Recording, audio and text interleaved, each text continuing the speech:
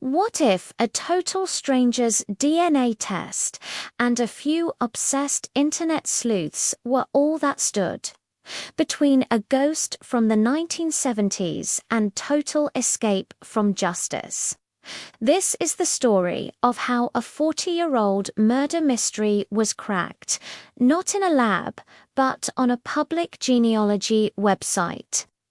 During the 1970s and 80s, California lived in fear of a faceless predator we now know as the Golden State Killer.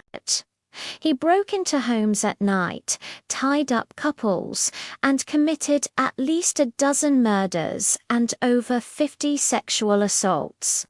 He left a trail of terror stretching across the state and a crucial piece of evidence: his DNA. Police collected it from crime scenes, but for decades it led nowhere. Every search of the official FBI and state databases came back with the same frustrating answer: no match. By the early 2000s, the case was ice cold. Investigators had a high-quality DNA profile, but no name to attach to it. The Golden State Killer had vanished, seemingly into thin air. Meanwhile, something totally unrelated was happening online. Millions of people were spitting into tubes for companies like 23andMe and Ancestry, curious about their heritage. Many then downloaded their raw DNA data and uploaded it to free third-party websites like GEDmatch. This site was an open database for hobbyist genealogists to find distant cousins and build out their family trees. None of them could have imagined their search for great-grandparents would one day help corner a serial killer inside the Golden State Killer Task Force. A veteran investigator named Paul Holes had a radical idea. What if they could use this new genetic playground as a weapon? Consumer DNA tests used a much broader profile than the FBI's system, so detectives commissioned a lab to rebuild the killer's DNA profile in the same format used by Ancestry sites. Using the preserved crime scene samples, it was a huge risk, an untested strategy, but after 40 years, a long shot was all they had left. An investigator quietly created an account on GEDmatch and uploaded the killer's DNA, just as if it belonged to any other user searching for family. The site's algorithm did exactly what it was built to do.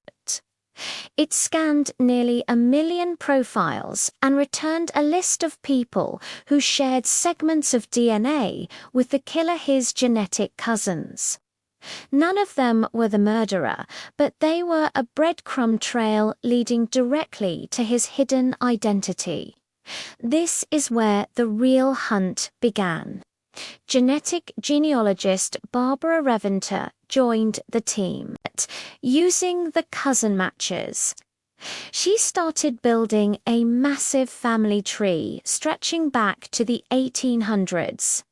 It was months of grinding digital detective work, cross-referencing census records, obituaries, and marriage licenses to find the one branch that could produce a man of the right age, who lived in the right parts of California at the right time.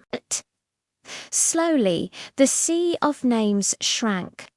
The branches narrowed until they pointed to one specific family, and then two brothers. One of them was a former police officer named Joseph James D'Angelo.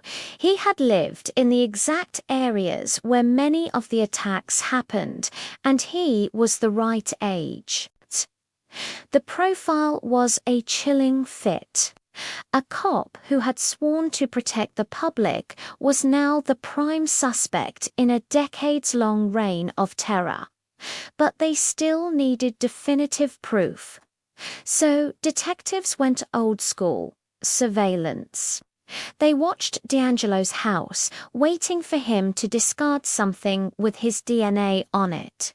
Finally, they collected an item he threw away in public. It went straight to the lab. The technicians compared the DNA from his trash to the crime scene DNA that had been sitting in evidence lockers for 40 years. It was a perfect match. In April 2018, Joseph James D'Angelo was arrested. The Golden State Killer was unmasked. The same DNA that once served as a silent witness to unimaginable horror had finally spoken, thanks to genealogy websites and relentless online detective work. This case changed everything. Genetic genealogy exploded as a new tool for solving cold cases, and dozens of old crimes have been solved using the exact same method. But it also raised a new question. With so many people's DNA in these databases, a majority of Americans of European descent can now be identified through a relative, even if they've never taken a DNA test themselves. The prediction is already reality. True anonymity is disappearing. The Golden State Killer was one of the first to be caught this way, but he won't be the last. Every curious cousin who uploads their DNA is unknowingly expanding the net, turning the internet into a place where justice, even after 40 years of silence, can finally be found. Thanks for watching. If you found this story as fascinating as I did, hit that subscribe button for more deep dives into incredible cases. See you next time.